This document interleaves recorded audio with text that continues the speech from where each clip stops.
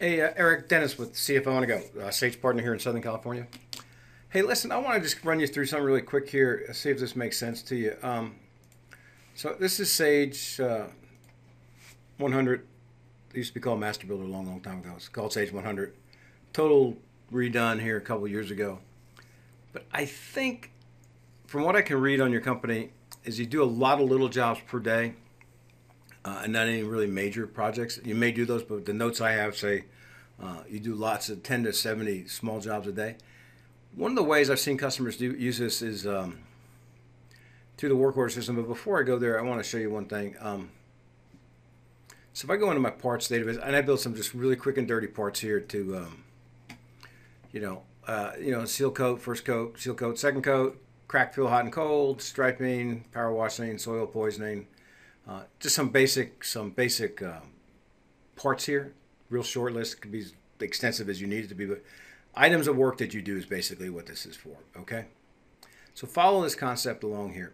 So that's a part, and then I can build what I call an assembly, and these are really simple to build. I built this in like probably less than a minute.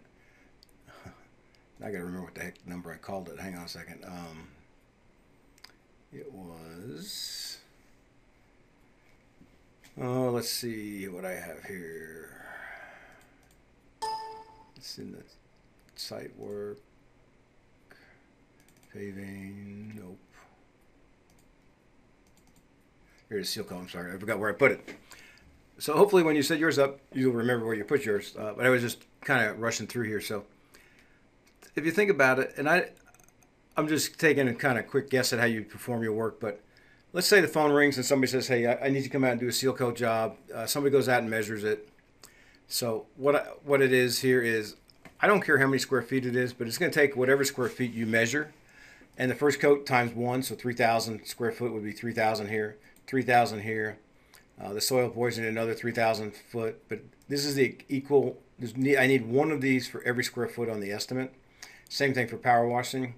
These I'm going to leave blank. There may be a formula you can put in here for striping, but I'm just going to say, hey, I have to, install this many parking bumpers, uninstall and reinstall, and I have striping, and it's by parking place, let's say. I can make this linear footage if I wanted to, but I just did it real quick and simple.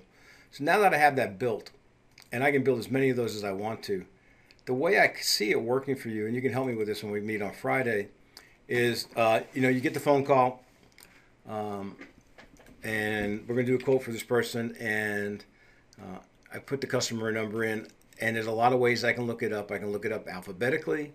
I can look it up by phone number, but I'm just going to put in 2 to save some time here. It happens to be Bill. Bill has a past due balance, so I may want to talk to him about that. And then this is a seal coat for Jefferson Building.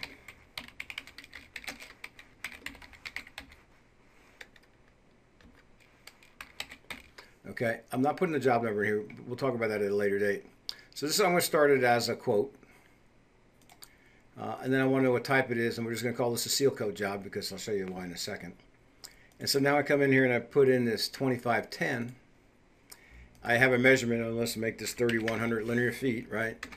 I type in my takeoff quantity or measured quantity. I recalculate this, and now these are my extended prices based on what I had in my database. And so these are low or high, I have no idea. These are be put in your database, but this is a good customer, so you know what? I'm going to quote him the good boy price, and we're quoting $285 a square foot on that. I have 10 of these to do and 10 of these to do. Again, I recalculate this. I'm going to save this. There it is, and now I can come out here, and again I can customize this. Whoops. Okay. We do a service work order. We'll just do a service quote here.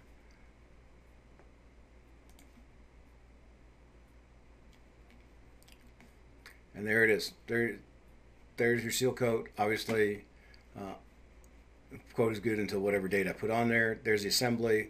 All of the things I'm going to do. I can hide these if I want.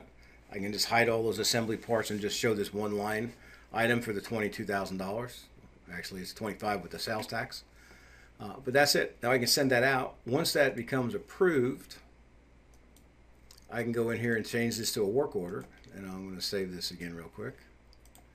And then who am I going to give this to? I'm going to give this to Carlos. And you could have, instead of having names on here, you could actually have crew names. But I'm just going to give this to Carlos. Let's say that it's normal priority, and they want it scheduled for Wednesday. And so I'm just hitting my plus sign to get to Wednesday's date. They want them out there at 7. Actually, you guys kind of work late, so we'll just say we're going to be at, well, we'll just say 7. Let's pretend it's a weekend. 7, it's a 6-hour job, so we're going to be done at 1. It's going to take the guys 30 minutes to get there. I'm going to save this real quick. So now if I go to my dispatch board and I look at Frank or Carlos, who did I give that to? I must have, no, I guess I put it on Thursday. I'm sorry, the first was Thursday, not Wednesday. So here's Carlos, put out for Thursday, 30 minutes travel time. It's a seal coat job. This is who he needs to see, the phone number, the address he needs to go to do it. So, and he's booked out for those many hours. I can now, if I want, just right click and then hit that, and I can email it right to the guy so he knows what he's supposed to do. I colored these, and it's hard to tell. Each of these has a different color. So you could color your seal coat jobs one color, your pressure wash jobs with another, patching jobs with another color. So you could look at the board and say, hey, this is a seal coat job, and Carlos doesn't do seal coat jobs, or he's not capable of doing one this size. You know what? I gotta take that over, and I'm gonna go give it to. Whoops. I'm gonna give it to Frank to start at like 12 o'clock in the morning, and so I can do things like I can drag and drop anything I want on the dispatch board. You know what? This is gonna. Whoops. My mouse is not behaving today. I'm gonna move this to Tuesday. I just moved it to Tuesday. You know, this is taking longer than I thought. I can extend that out. So a lot of things I can do on here. And as the dispatcher gets phone calls, he can look at this 5 days at a time and say, hey, who's got time for a seal coat job on Friday? He can look in here, see who has the number of hours that you need to do that, or if it's a patching job or whatever it is, and just go ahead and create the work order right there. So once this is done, I have this. I am now able to do that. And now I can just go to invoice, and I'm just going to invoice that guy. And now as I invoice this, I come up with other choices, and one is service invoice landscape, where I hide the parts. And we'll just preview this real quick. And so there's the seal coat, is just one line item. And then there's my concrete bumpers and what have you, and there's a total. And so lots of ways to do this, very customizable. We can get you where you want to be, but right there, I was able to prepare a quote, dispatch it, and invoice it all within the same module on the same information. I'm not rekeying anything.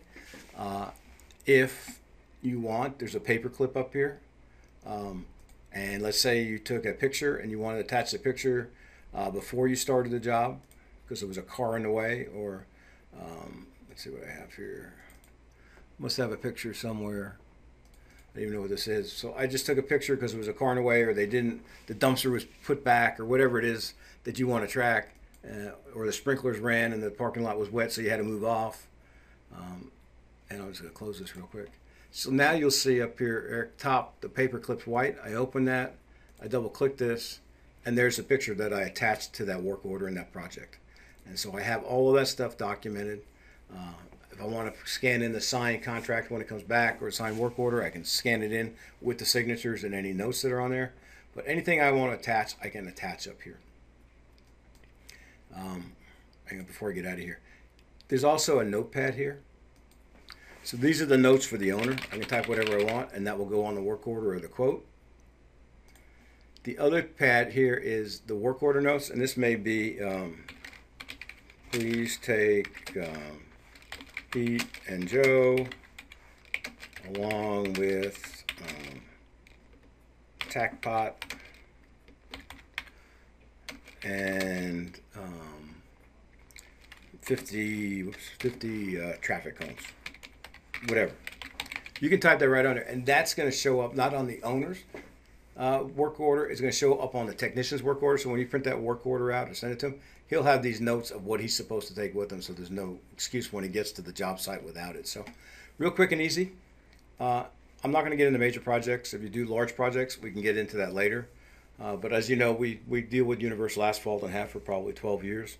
National Paving is another one. Hardy and Harper is another pretty good sized company that does paving.